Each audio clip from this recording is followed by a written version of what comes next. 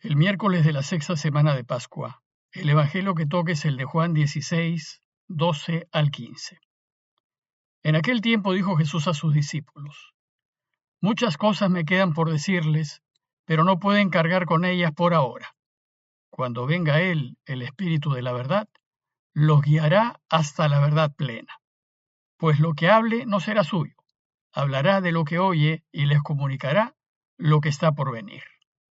Él me glorificará porque recibirá de mí lo que les irá comunicando. Todo lo que tiene el Padre es mío. Por eso les he dicho que toma de lo mío y se lo anunciará. Este breve texto continúa con la enseñanza anterior. Y aquí insiste Jesús en explicarles por qué les conviene que venga el Espíritu Santo. Su contexto es el esfuerzo que hace Jesús para que sus discípulos se den cuenta del regalo que les hará una vez que vuelva al Padre. El texto de hoy tiene dos partes. En la primera, Jesús les enseña a sus discípulos que el Espíritu les develará toda la verdad. Y en la segunda, les dice que esa verdad que les hará ver viene del Padre. Veamos la primera parte. El texto evangélico empieza con Jesús diciéndole a los suyos: Muchas cosas me quedan por decirles. Si bien es cierto que Jesús durante su vida pública pasó un buen tiempo formando a sus discípulos, el tiempo compartido con ellos no fue suficiente, y quedan muchas cosas que le hubiese gustado profundizar y aclarar. Recordemos que la Iglesia afirma que Jesús es la palabra, pues como dijo Juan en su introducción, Él es la palabra que se ha hecho carne y que ha venido a vivir entre nosotros. Por tanto, si Jesús es la palabra, Él es todo lo que Dios Padre desea decirnos.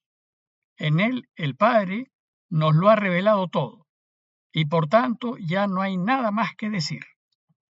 Entonces, ¿cómo así es que Jesús aún tiene muchas cosas por decirnos?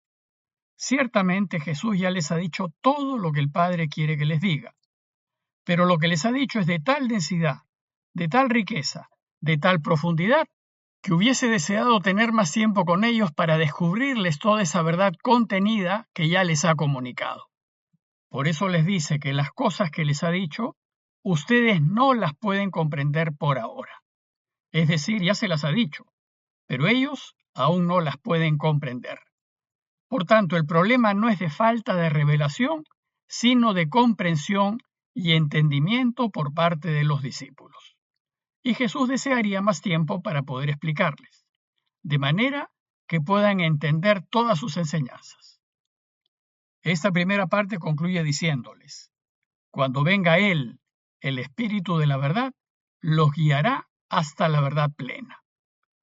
En consecuencia, el regalo del Espíritu Santo es también para hacer entender a los discípulos lo que ya Jesús les ha enseñado. En ese sentido, el Espíritu Santo será un maestro para los discípulos con la tarea de profundizar en las enseñanzas del Señor, de manera que ellos lleguen a la verdad plena. El Espíritu Santo iluminará su entendimiento, les dará luces y los ayudará a penetrar en la comprensión de sus enseñanzas. Es pues la ayuda que la Iglesia necesita para que comprendamos con más claridad la buena noticia de Jesús, y para que podamos presentársela a los pueblos de manera que todos puedan descubrir el camino que los lleve a la vida. El hecho es que ya Jesús nos lo ha revelado todo, porque Él es la palabra que viene del Padre, y por tanto no hay nada nuevo que pueda ser revelado. Todo lo que necesitamos conocer para volver a Dios ya nos lo ha dicho Jesús. Por eso la Iglesia enseña que la revelación se terminó con la muerte del último apóstol. Y afirma esto, pues los apóstoles fueron los que directamente recibieron las enseñanzas de Jesús y más claramente pudieron transmitírnoslas. Y entonces, ¿qué pasó después de la muerte del último apóstol? Después de la muerte del último apóstol, la Iglesia ya no revela nada nuevo. Lo que hace, y gracias a la ayuda del Espíritu Santo, es releer con nuevos ojos la buena noticia, descubrir nuevas riquezas, facetas, dimensiones del anuncio de Jesús y profundizar en lo que ya nos ha sido revelado. Por tanto, toda supuesta revelación posterior de algunos que se sientan iluminados es falsa. El único que nos revela al Padre es Jesús y Él ya lo ha hecho. Todo aquello que pretenda hacer nuevas revelaciones desconoce que Jesús es la palabra y que el Padre ya ha hablado a través de Él. Por eso, cuando alguno aparece por allí con la pretensión de revelarnos algo nuevo del camino hacia Dios, hay que cuestionarlo seriamente y no dejarnos engañar, pues ya no son posibles otros anuncios o mensajes que pretendan ser revelaciones de Dios. Ahora, con la ayuda del Espíritu Santo, lo que tenemos que hacer es destapar las riquezas del camino revelado por Jesús. Ahora, las únicas revelaciones válidas posibles son: escuchen a Jesús, mediten en sus enseñanzas, háganle caso y vivan como Él propone. La segunda parte de este relato nos aclara la primera, cuando Jesús le dice a los suyos que el Espíritu Santo no hablará por su cuenta. Lo que hará es hablar lo que oiga de la palabra, es decir, de Jesús, y les comunicará lo que está por venir. Pero lo que está por venir no son novedades. Lo que está por venir es lo que saldrá a la luz de la increíble riqueza del mensaje de Jesús. Por eso dice Jesús: Él, el Espíritu Santo, me glorificará, porque recibirá de lo mío y se lo comunicará a ustedes. Por tanto, el Espíritu Santo nos comunica lo de Jesús y solo lo de Jesús. Y cuando lo hace, le da gloria al Hijo, porque nos lleva a descubrir lo extraordinario del camino que nos propone y nos invita a amarlo más, para así seguirlo mejor. Y Jesús enfatiza lo dicho diciendo que todo lo que es del Padre es mío. Es decir, que Él solo ha hablado lo del Padre. Y esto nos recuerda al padre del hijo pródigo, que como se dijo representa a Dios, cuando le dice a su hijo mayor: Hijo, tú siempre estás conmigo y todo lo mío es tuyo. Así también, todo lo de Dios Padre es del Hijo. Y como ya nos dijo que el Padre y Él son uno, Jesús concluye diciendo que el Espíritu Santo tomará de lo mío, que es también del Padre, y se lo anunciará a ustedes.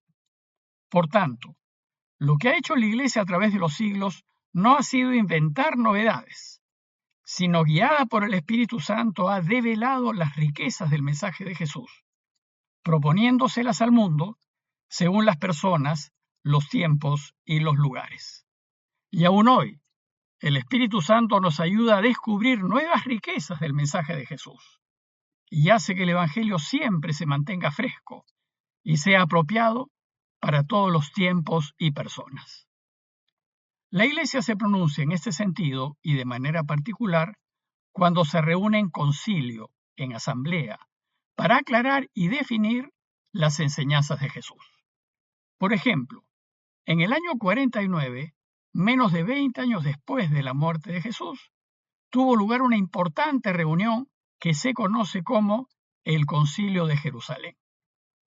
En esa reunión se tuvo que tomar la decisión de admitir o no a la Iglesia a los que no eran judíos, sin exigirles que primero se hagan judíos. Entonces, reunida en concilio, la Iglesia decidió que no es necesario exigir a los no judíos hacerse primero judíos para recibir el bautismo. Esta decisión de la Iglesia es muy bonita y aleccionadora y se encuentra consignada en Hechos de los Apóstoles en 15, 27 al 30, que dice: Hemos decidido, el Espíritu Santo y nosotros, es decir, la Iglesia reunida en Jerusalén, no imponerles más cargas que estas indispensables, es decir, no obligarlos a hacerse judíos. Esta fue una decisión de la Iglesia ayudada e iluminada por el Espíritu Santo. Y desde ese entonces hasta hoy, la Iglesia siempre se ha sentido acompañada por el Espíritu Santo en todas las decisiones que ha tomado. Es decir, se ha sentido acompañada de ese Espíritu de verdad que Jesús envió para que transmita al mundo lo de Él, que como sabemos es lo del Padre. Ese primer concilio reunido en Jerusalén ha sido el modelo de todos los demás. Y en los concilios que siguieron, la Iglesia, ayudada por el Espíritu Santo, ha ido definiendo y aclarando las verdades que hoy conforman nuestra fe. Vaticano II es el último concilio que hemos tenido, a inicios de los años 60 del siglo XX, y es un hermoso ejemplo de cómo el Espíritu Santo ayuda a descubrir y adaptar la buena noticia de Jesús a nuestros tiempos. Si siguiésemos las enseñanzas de Vaticano II, contribuiríamos a que el mundo conozca más a Dios y ayudaríamos a que sea mejor. Desgraciadamente, hay algunos pocos que se oponen a las enseñanzas de Vaticano II, poniendo en duda que el Espíritu Santo guía y acompaña a la Iglesia y se resisten a dejarse mover por su gracia. En conclusión, y con la ayuda del Espíritu Santo, debemos considerar la necesidad de profundizar en lo que nos transmiten los Evangelios para descubrir que sus enseñanzas son muy actuales, que se aplican a nuestras vidas y que nos enseñan a vivir de manera de llegar a ser felices aquí y ahora, y después ser felices para siempre. En ese deseo de profundizar en las riquezas de la buena noticia, dejémonos guiar por la Iglesia y confiemos en la lectura que hace de la palabra, para que entendamos, pues a pesar de la fragilidad humana de quienes la gobiernan, siempre la Iglesia ha sido acompañada y guiada por el Espíritu Santo.